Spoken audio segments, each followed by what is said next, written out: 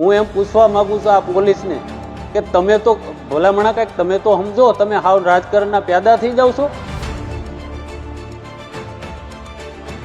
ધારાસભ્ય મહેશ કસવાળા એવું કહેતા હતા કે પરિવાર સાથે સંપર્કમાં છે અને અગાઉ પણ એને જામીન અરજી માટે વાત કરી હતી. ના, એ તદ્દન ખોટા છે. મેં એનો કોન્ટેક્ટ કર્યો આજે લગભગ 12 વાગે. તમે આંક સંપર્ક કોનો કર્યો તો? એમ નામ એમના મોટા બાપુજી. એમના મોટા બાપુજી અહીંયા ગુરુ જતા એ લોકો. ના, એના મોટા બાપુજી નથી સાહેબ. ભલે તો બીજા નહીં, અશ્વિનભાઈ એક જ છે અને એ જે આ દીકરીના પિતા છે એ. તો તમે એ પ્રશ્ન લગભગ પતી ગયો છે. હમણાં કોઈની પ્રક્રિયા શરૂ કરે. રાતના 12:15 એ દીકરીને ઉઠાવી છે, જાણે કોઈ હિસ્ટર સીટર કે મિલિટન્ટ કે ડ્રગ્સ પેડલર હોય ને એવી રીતે ઉઠાવી છે સાહેબ. આ છોકરીને કે એના મા બાપને હું ચેલેન્જ સાથે કહું છું, કોઈ સાબિત કરી દે કે રાજકારણ આરે નાવા નીચોવાનો સંબંધ હોય તો હું અમે ગામ મૂકી દઈએ.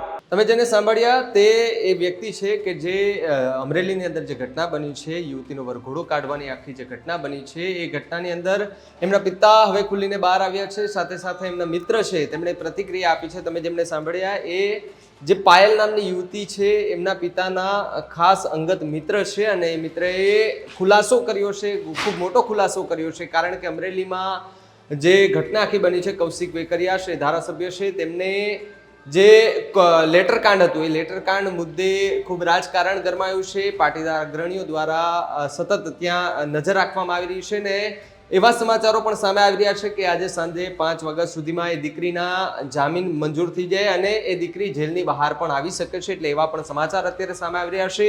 પાટીદાર સમાજના જે મુખ્ય અગ્રણીઓ છે તેનું ખૂબ પ્રેશર અત્યારે ભારતીય જનતા પાર્ટીના એ નેતાઓ ઉપર છે. કારણ કે આખો જો મુદ્દો હજુ વધુ ગરમાયો છે. સતત 2 દિવસથી આ મુદ્દો સતત વધુ ગરમાયો છે ને જેને લઈને ગુજરાતનું રાજકારણ છે અને ખાસ કરીને જે અમરેલી છે એ અમરેલી અત્યારે એપી સેન્ટર બન્યું હોય તે પ્રકારનું લાગી રહ્યું છે. કારણ કે એક યુવતીની રાત્રે 12 વાગે ધરપકડ કરવામાં આવે છે, પછી એમને રિકન્સ્ટ્રક્શનના નામને એમનો વરઘોડો કાઢવામાં આવે છે.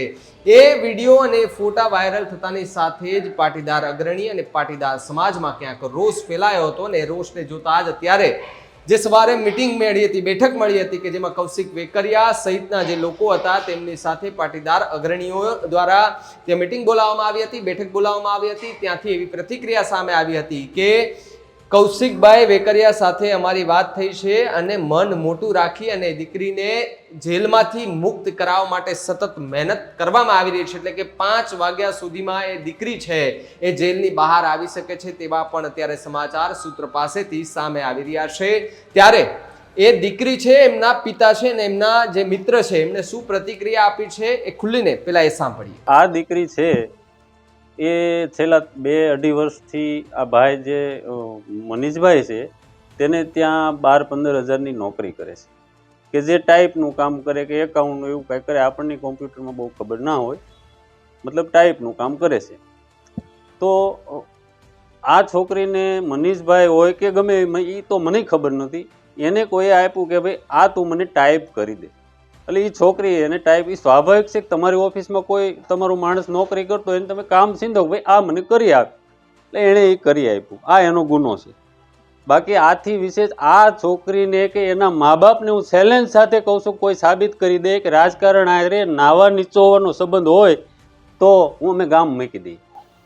ધારાસભ્ય મહેશ કસવાળા એવું કહેતા હતા કે પરિવાર સાથે સંપર્કમાં છે અને અગાઉ પણ એને જામીન અરજી માટે વાત કરી હતી. ના, એ તદ્દન ખોટા છે. મેં એનો કોન્ટેક્ટ કર્યો આજે લગભગ 12 વાગે, 12 કે 11 કે 12 વાગ્યા હશે. એટલે મારો એને ફોન ઉપાડ્યો, થોડીક વાર વાત કરી. એટલે મને એને પૂછ્યું કે તમારું ગામ કયું? એટલે મેં એને કીધું વિઠ્ઠલપુર ગામ મારું સાહેબ. એટલે મને કે વિઠ્ઠલપુર કયું? પેલું મોલડી વિઠ્ઠલપુર? મેં કીધું ના સાહેબ, આપ જે અત્યારે આપણે પ્રોસેસ હાલે છે, જે આ મેટર અમરેલીમાં હાલે છે એ વિઠ્ઠલપુર. હવે એને એ ખબર નથી કે વિઠ્ઠલપુર ક્યાં છે, એવી કાંઈ ખબર નથી. અને બણગા ટીવીમાં ફૂકે છે કે ભાઈ હું ત્યાં પીડિત પરિવારની જોડે છું, ત્યાં મુલાકાત કરી છે, હું ફોનથી એના સંપર્કમાં છું. કેવી વાત કરે છે આ ભાઈ? કાંઈક તો શરમ કરો તમે યાર. યુવતીના પિતાએ કોઈ સંપર્ક કર્યો હોય ભાજપના કોઈ નેતાએ? ના, કોઈ સંપર્ક નથી કર્યો સિવાય એક જેનીબેન. જેનીબેને ગઈકાલે સવારથી ત્યાં મારા ગામે આવી ગયા છે ને એણે અમને પણ એવું આશ્વાસન આપ્યું કે જ્યાં સુધી તમારી દીકરી ઘરે ન આવે ત્યાં સુધી હું તમારા ઘરેથી જઈશ નહીં. ત્યારે અમે જે એના નજીકના વર્તુળો અને એના પિતા અશ્વિનભાઈ, ત્યારે અશ્વિનભાઈની તો સ્થિતિ પણ તમે બોલાવો ને તો બોલી ન શકે એવી સ્થિતિ હતી. ત્યાર પછી તો એને કંઈક આમ થોડુંક ઠીક થયું, નકર અમને તો એમ લાગતું અને હોસ્પિટલે લઈ જવા પડશે. એનો પિતાશ્રી શું ધંધો શું કરે છે? નાની એવી ખેતી છે અને સાઈડમાં ઘંટી, જે આપણે લોટ દળવાની ઘંટી હોય ને એ ગામમાં ઘંટી હકાવે છે, બસ. બીજો કોઈ મોટો એવો કોઈ બિઝનેસ નથી. 5 દિવસથી દીકરી નથી, એને સ્થિતિ શું છે પરિવારની મા બાપ? એ તો જો તમારી દીકરી હોય ને તો તમને વીતે એટલે તમને ખબર પડે, બાકી હું ને તમે એ ન જાણી શકીએ. એ તો જેની દીકરી હોય ને એને જ ખબર હોય. ભાજપના નેતાઓ તો ખરેખર ખોટા ને, ખોટા એટલે કાંઈક તો હદ હોવી જોઈએ ને એમ, અને એ પાછું તદ્દન ખોટું એમ. કાંઈક તો થોડુંક હાસું હોવું જોઈએ ને. હવે દીકરીનો ગુનો હું મેં કીધું, તમારા રાજકારણની આંતરિક લડાઈ છે, એમાં દીકરીને રાજકારણના ની ખબર નથી અને તમારી આંતરિક લડાઈનો ભોગ બનાવી દો છો. તમે લડી લ્યો, અંદર કપાય મરો, કોઈને કાંઈ લેવા દેવા નથી ભાઈ. આ દીકરીનું હું આ સરઘસ કાઢ્યું ને દીકરીની જે બેઆબરૂ કરવાના પ્રયત્ન કર્યા, તમારી શું માંગણી છે? પોલીસ સરઘસની તો તમે કરો છો, રાતના 12:15 એ દીકરીને ઉઠાવી છે, જાણે કોઈ હિસ્ટર સીટર કે મિલિટન્ટ કે ડ્રગ્સ પેડલર હોય ને એવી રીતે ઉઠાવી છે સાહેબ. અને પછી એ બધું કર્યા પછી વળતે દિવસે અમને જાણવા મળ્યું છે 5 વાગે FRI દાખલ કરીને એને રિકન્સ્ટ્રક્શન, હવે નામ આપે છે રિકન્સ્ટ્રક્શન, ખરેખર આપણે જેને સાદી ભાષામાં સમજીએ છે વરઘોડો. એક દીકરીનો વરઘોડો કાઢ્યો, જેને કોઈ ગુનો નથી એવી દીકરીનો વરઘોડો. હું એમ પૂછવા માંગુ છું આ પોલીસને કે તમે તો ભલામણા કાંઈક તમે તો સમજો, તમે હાવ રાજકારણના પ્યાદા થઈ જાવ છો. પોલીસને ગમે કાંઈ સજા મળે એ રીતે માંગણી. હા, હું ચોક્કસપણે માગણી કરું છું કે આમાં પોલીસની પણ ભૂંડી ભૂમિકા છે. પોલીસે એની ફરજ ન ચૂકવી જોઈએ. સમરબંધી હોય તો શું થઈ ગયું? તમે કાંઈ એનો પગાર નથી ખાતા, અમારા ટેક્સના પૈસાનો પગાર ખાવ છો. પોલીસ સામે કાંઈ પગલાં ભરવાની કાંઈ? હા, ચોક્કસપણે અમારી તૈયારી છે. પાટીદાર આગેવાનો આવ્યા હતા મળ્યા? હા, ખોડલધામથી ભાઈશ્રીને એ આવ્યા હતા. હું બહુ માને નામની ખબર નથી, પણ 10-12 જણા આવ્યા હતા. મોરબીથી પરેશભાઈ, કોઈ પનારા આગેવાન છે, એ લોકો ઘણા લોકો બિચારા આવ્યા હતા.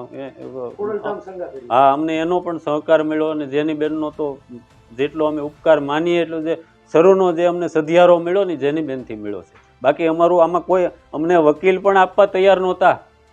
તમે માનશો આ અમરેલીની પરિસ્થિતિ? એક પીડિતને વકીલ પણ ન મળવા દે, ત્યાં સુધીની રાજનીતિ આ લોકો કરે છે. તો આજે તમે વિડીયોની અંદર તમે જોયું ને જેને સાંભળ્યા, યુવતીના પિતાના ખૂબ અંગત મિત્ર હતા, જેમણે ખૂબ મોટા ખુલાસા કર્યા છે. આકરા પ્રહારો કરતા ભારતીય જનતા પાર્ટીના નેતાઓ પર વરસી પડ્યા છે, તૂટી પડ્યા છે, કારણ કે આક્ષેપ થયા છે. અને એક દીકરીનો વરઘોડો કાઢતાની સાથે જે દીકરીની ઇજ્જત પર પણ સવાલો ઊભા થઈ રહ્યા છે, કારણ કે એ દીકરી હજી ખૂબ નાની વયની છે, હજી લગ્ન પણ બાકી છે, અને એ દીકરીની ઇજ્જતને લઈને પણ એના માતા પિતામાં ક્યાંક ચિંતા વ્યક્ત કરવામાં આવી રહી છે અને માતા પિતા પણ ક્યાંક ચિંતામાં જોવા મળી રહ્યા છે. ત્યારે આ મુદ્દે અમરેલીના પોલીસ વિભાગમાં સાથે સાથે અમરેલીનું એ રાજકારણીઓ લોકો છે જે ભારતીય જનતા પાર્ટી સાથે જોડાયેલા છે, લોકો પર પણ અત્યારે સવાલો થઈ રહ્યા છે કે આ મુદ્દે કૌશિક વેકરિયા છે તે ખુલીને ક્યારે બહાર આવશે અને ક્યારે આ મુદ્દે પ્રતિક્રિયા આપશે, પરંતુ હજુ સુધી એવી કોઈ પ્રતિક્રિયા એમની આવી નથી. પરંતુ ભારતીય જનતા પાર્ટીના અમુક ગણ્યા ગાંઠિયા નેતાઓ છે કે જેમની પ્રતિક્રિયાઓ સામે આવી રહી છે, એ પ્રતિક્રિયાને જોતા એવું લાગી રહ્યું છે કે જે નેતાઓ છે એ નેતા ક્યાંક પોતાના જસ મેળવવા માટે થઈને આ પ્રતિક્રિયા આપતા હોય અથવા તો ઉપરથી પછી એમને પ્રેશર હોય તે રીતે, એટલે કે ભારતીય જનતા પાર્ટીના ઉપરથી અધિકારીઓના અથવા તો મોટા ગજાના નેતાઓના પ્રેશર હોય તો પ્રતિક્રિયા આપી રહ્યા છે. પરંતુ હજુ સુધી જેમની સાથે કાંડ થયું છે, એટલે કે જેમનું જે પત્રકાંડ થયો છે જેના નામથી, એ વ્યક્તિની હજી સુધી કોઈ પણ પ્રતિક્રિયા નથી આવી. પરંતુ ત્યાં બેઠક હતી ને બેઠકની અંદર તેમણે વિશ્વાસ અપાવ્યો છે કે આજે 5 વાગ્યા સુધીમાં એ દીકરીને જેલની બહાર લાવવામાં આવશે. પરંતુ સવારે એ વાત સાંભળવામાં આવી હતી કે 3 તારીખને એટલે કે આવતીકાલે કોર્ટની અંદર સુનાવણી હાથ ધરવામાં આવશે, એટલે કે કોર્ટની અંદર જાય પહેલા દીકરીના જામીન મંજૂર થઈ શકે છે. જો દીકરી બહાર આવી તો પછી એ દીકરીના પરિવાર દ્વારા ભારતીય જનતા પાર્ટીના નેતા અને પોલીસ સામે કયા પ્રકારના આરોપો લગાવવામાં આવે છે એ દીકરી પાસેથી પણ જાણવાના પ્રયત્ન કરીશું. ત્યારે આ મુદ્દે તમારું શું માનવું છે અમને કમેન્ટ કરીને ખાસ જણાવજો. આવા જ વધુ સમાચાર માટે આપ જોતા રહો ન્યૂઝ રૂમ ગુજરાત. નમસ્કાર.